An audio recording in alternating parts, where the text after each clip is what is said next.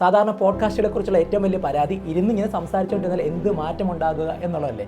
ഇവിടെ പ്രവർത്തിച്ചിട്ടാണ് ഞങ്ങളിരിക്കുന്നത്. Multiple intelligence എന്നുള്ള concept കുട്ടികളിലേക്ക് എത്തിച്ചപ്പോൾ ആ കുട്ടികൾക്കോ രക്ഷകർത്താക്കൾക്കോ ഒട്ടുമിക്ക അധ്യാപകർക്കോ അതിനെക്കുറിച്ച് കൃത്യമായ ധാരണയില്ല. ഒരാളുടെ കഴിവ് കണ്ടെത്താൻ ഹൊവാർഡ് ഗാർണർ ഇത്രയും മനോഹരമായ ഒരു കോൺസെപ്റ്റ് നൽകിയിട്ട് പോലും നമ്മുടെ നാട്ടിൽ വേണ്ടത്ര പ്രചാരണം ഇതുവരെ കിട്ടിയിട്ടില്ല. കുട്ടികൾക്ക് പറഞ്ഞു കൊടുക്കേണ്ട ഉത്തരവാദിത്തപ്പെട്ട ആളുകൾ അത് വേണ്ട വിധത്തിൽ പറയുന്നില്ല എന്ന് പറയുമ്പോൾ നഷ്ടമാർക്ക ഈ മക്കൾക്കും ഈ മക്കളെ വളർത്തുന്ന മാതാപിതാക്കൾക്കും സർവോപരി ലോകത്തിന് മൊത്തം. തനിക്ക് തൻ്റെ മക്കൾക്ക് ഒക്കെ തീരുമാനങ്ങൾ എടുത്തപ്പം സംഭവിച്ചു പോയ പല കാര്യങ്ങളും ഇനി അടുത്ത തലമുറയ്ക്ക് ഉണ്ടാവരുതെന്നുള്ള ഒരു നിശ്ചയദാർഢ്യത്തോടെയാണ്. അവർക്ക് ഈ സിലബസ് തീർക്കണം, ലെസൺ പ്ലാന്, പോർഷനെ ഫുൾ A+ എത്തിക്കുക, ഇങ്ങനെയുള്ള കുറച്ച് കാര്യങ്ങൾ വരുമ്പോൾ ഓട്ടോമാറ്റിക്കലി ഇതങ്ങ് വിട്ടുപോവുകയാണ്. നമ്മളിപ്പോൾ സ്കൂളുകളിൽ പ്രാധാന്യം കൊടുക്കുന്നത് ലഹരിക്കെതിരെയുള്ള ബോധവൽക്കരണം, ഇവരുടെ സ്വഭാവം നന്നാക്കാനുള്ള പ്രോഗ്രാം, അതിനുശേഷമാണ് ഇവൻ എവിടെ എത്തിച്ചേർന്നുള്ള കാര്യം ചിന്തിക്കുന്നത്. ശരിക്കും നേരെ തിരിച്ചല്ലേ ചെയ്യുന്നത്.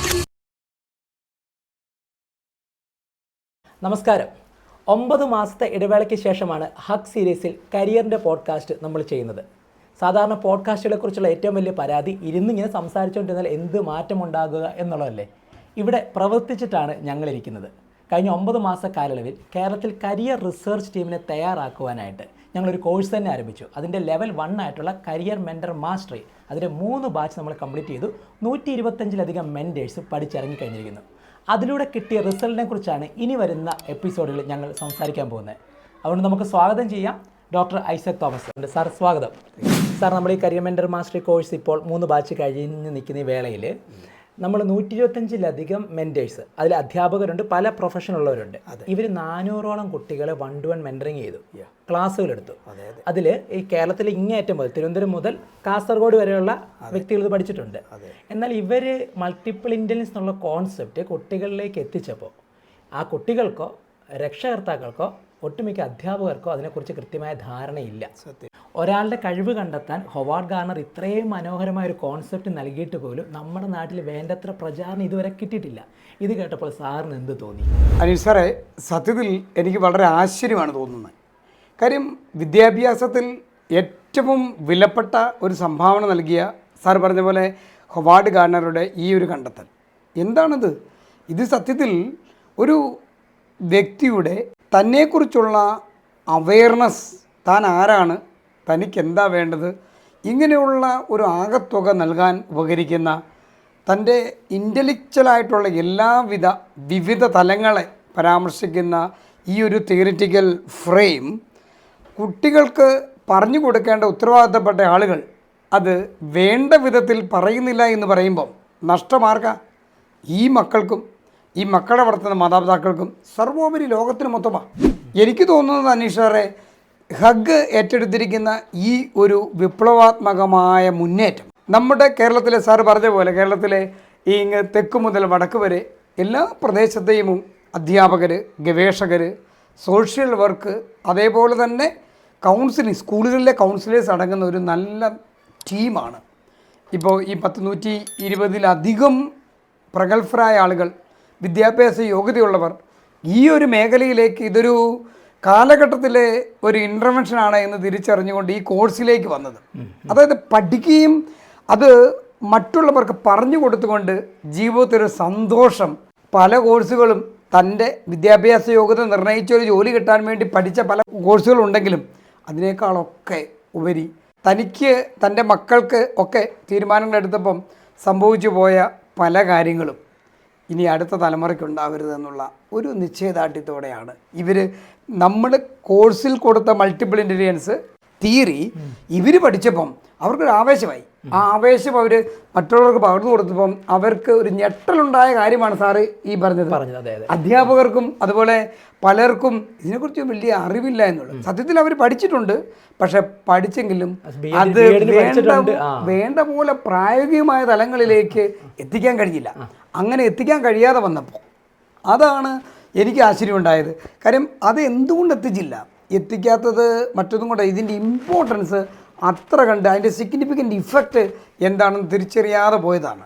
അപ്പോൾ ഈ ഒരു കോഴ്സ് പഠിച്ചവർക്ക് ഇത് എത്തിക്കേണ്ടടുത്ത് എത്തിക്കണം. അതായത് കുട്ടികളെ അവരുടെ കരിയർ ഡിസിഷൻ മേക്കിങ്ങിൽ ഒരു തീരുമാനമെടുക്കാൻ സഹായിക്കുന്ന ഏറ്റവും ഫണ്ടമെൻ്റലായിട്ടുള്ള ഒരു അവെയർനെസ് അവരിൽ ജനിപ്പിക്കാൻ കഴിയും. അങ്ങനെ ജനിപ്പിച്ചാൽ അവർക്ക് പിന്നീട് അങ്ങോട്ട് എടുക്കാൻ പോകുന്ന തീരുമാനങ്ങൾ ഉപരിപഠന മേഖലകൾ തിരഞ്ഞെടുക്കാനും അത് കഴിഞ്ഞ് ജീവിതത്തിലെ ഏറ്റവും വലിയ അച്ചീവ്മെൻറ്റുകൾ കരിയർ അംബീഷൻ അനുസരിച്ച് ഉന്നത നിലയിലെത്താൻ വേണ്ടി അവരെ സഹായിക്കുന്ന ഒരു തിയററ്റിക്കൽ ഫ്രെയിമാണ് ഈ multiple intelligence. Yes sir, B എഡിൽ ഇവർ ഹൊവാർഡ് ഗാർണറിൻ്റെ മൾട്ടിപ്പിൾ ഇൻ്റലിജൻസ് പഠിക്കുന്നുണ്ടെങ്കിലും അത് ഇവർക്ക് പ്രാവർത്തികമാക്കാൻ സാധിക്കുന്നില്ല. അപ്പോൾ നമുക്ക് ഈ പൂർണ്ണമായിട്ട് അധ്യാപകർ കുറ്റം പറയാൻ പറ്റത്തില്ല. കാരണം അവർക്ക് ഈ സിലബസ് തീർക്കണം, ലെസൺ പ്ലാന്, പോർഷനെ ഫുൾ A+ലേക്ക് എത്തിക്കുക, ഇങ്ങനെയുള്ള കുറച്ച് കാര്യങ്ങൾ വരുമ്പോൾ ഓട്ടോമാറ്റിക്കലി ഇതങ്ങ് വിട്ടുപോവുകയാണ്. അപ്പോൾ ഇതുകൊണ്ടുണ്ടാകുന്ന നഷ്ടം ആർക്കാണ്? നമ്മുടെ കുട്ടികൾക്ക് തന്നെയാണ്. നമ്മളിപ്പോൾ സ്കൂളുകളിൽ പ്രാധാന്യം കൊടുക്കുന്നത് ലഹരിക്കെതിരെയുള്ള ബോധവൽക്കരണം, ഇവരുടെ സ്വഭാവം നന്നാക്കാനുള്ള പ്രോഗ്രാം, അതിനുശേഷമാണ് ഇവൻ എവിടെ എത്തിച്ചേർന്നുള്ള കാര്യം ചിന്തിക്കുന്നത്. ശരിക്കും നേരെ തിരിച്ചല്ലേ ചെയ്യണ്ടേ?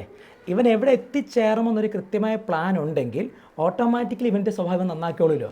ഇപ്പോൾ പട്ടാളത്തിൽ എത്തിച്ചേരുക എന്നുള്ളതാണ് ഇവൻ്റെ കഴിവെങ്കിൽ ഇവൻ ലഹരിയുടെ പുറകെ പോവില്ല.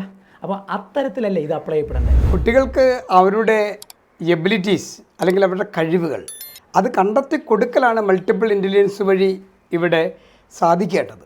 പലപ്പോഴും പല കുട്ടികൾക്കും അവർ സ്കൂളിലായിരിക്കുമ്പോൾ അവരുടെ ഈ പഠന കാലത്ത് അവരുടെ പെരുമാറ്റ പ്രശ്നങ്ങൾ, അതുപോലെ തന്നെ ഇപ്പോൾ ഉദാഹരണത്തിന് പറഞ്ഞാൽ ശാരീരിക ബോഡിലി കിനസ്തറ്റിക് എന്ന് പറയുന്ന one of the multiple intelligence ആണല്ലോ. അപ്പോൾ ഈ ഇൻ്റലിജൻസ് ഉള്ള ഒരു കുട്ടി സത്യത്തിൽ അവൻ ഓട്ടം ചാട്ടം അതുപോലെ തന്നെ എല്ലാവരുമായിട്ട് ഗുസ്തി പിടിച്ചും ഒക്കെ ആയിട്ട് ക്ലാസ്സിൽ വെൽ ഡിസ്റ്റർബ്ഡ് ആയിരിക്കും. അതെ അതെ, ടോട്ടലി അവനെ എല്ലാവരും കാണുന്നത് ഒരു നോട്ടി ബോയ് ആയിട്ടായിരിക്കും. ഉറപ്പായി. പക്ഷെ സത്യത്തിൽ അവൻ നോട്ടി ബോയ് അല്ല. അവൻ നോട്ടബിളി ഇന്ത്യൻ ഡിഫൻസിലേക്കുമൊക്കെ വേണമെങ്കിൽ എയർഫോഴ്സ്, നേവി, ആർമി അങ്ങനെയുള്ള ഒരു ഏറ്റവും ഒരു പാട്രിയോട്ടിക് ഫീലിങ്ങോടുകൂടി രാജ്യസേവനം അത്തരത്തിലുള്ളൊരു കരിയറിലേക്ക് എത്താൻ അവന് വേണമെങ്കിൽ NDA പോലുള്ള എൻട്രൻസ് ഉള്ളതാണ്. പക്ഷെ ആ എൻട്രൻസിലേക്ക് അവനെ നയിക്കാൻ ചെറിയ ക്ലാസ്സിൽ നിന്ന് തന്നെ ഇവൻ്റെ ഈ ശാരീരിക ഇങ്ങനെയുള്ള ആ ഒരു എനർജിയെ അതൊരു എനർജി ആയിട്ടും ആ എനർജിയിലൂടെ ഒരു ഉന്നതമായ നിലയിലേക്ക് അവൻ എത്താൻ പറ്റുമെന്നുള്ള ചിന്തയ്ക്ക് പകരം അവനെ ഒരു തലവേദനയായി കാണുന്ന ഒരവസ്ഥ മാറി. ഇനി ക്ലാസ്സിൽ വളരെ ആഹ്ലാദചിത്തനായി പാട്ടുപാടി ഓളം വെച്ച് നിൽക്കുന്ന ആൺകുട്ടിയോ പെൺകുട്ടിയോ പാട്ട് പാടാനുള്ള മ്യൂസിക്കൽ ഇൻ്റലിജൻസ് ആണെന്ന് പറയാൻ നമുക്ക് ധൈര്യമുണ്ടോ? ഇല്ല. പലപ്പോഴും ഈ പാട്ടും കൂത്തുവേ ഉള്ളൂ എന്ന് പറഞ്ഞാൽ അതിനെ താത്തി കെട്ടുന്ന ആ പരിപാടിയൊക്കെ നിർത്തിയിട്ട് അതൊരു ഇൻ്റലിജൻസ് ആണെന്ന് കണ്ടെത്തി കൊടുത്താൽ ആ കൊച്ചിലുണ്ടാകുന്ന വൈബ്രേഷൻ, ആ കൊച്ച് ഈ നമ്മുടെ ഇന്ത്യയിലാണെങ്കിൽ AR റഹ്മാൻ്റെ ഇൻസ്റ്റിറ്റ്യൂട്ട് ചെന്നൈയിലോ അല്ലെങ്കിൽ എന്തിന് ബാംഗ്ലൂർ ക്രൈസ്റ്റിൽ സൈക്കോളജിയോടൊപ്പം മ്യൂസിക് പഠിക്കാൻ പറ്റുന്ന ഒരു ഗ്രാജുവേഷൻ പ്രോഗ്രാം ഉണ്ടെന്ന് എത്ര പേർക്ക് അറിയാം?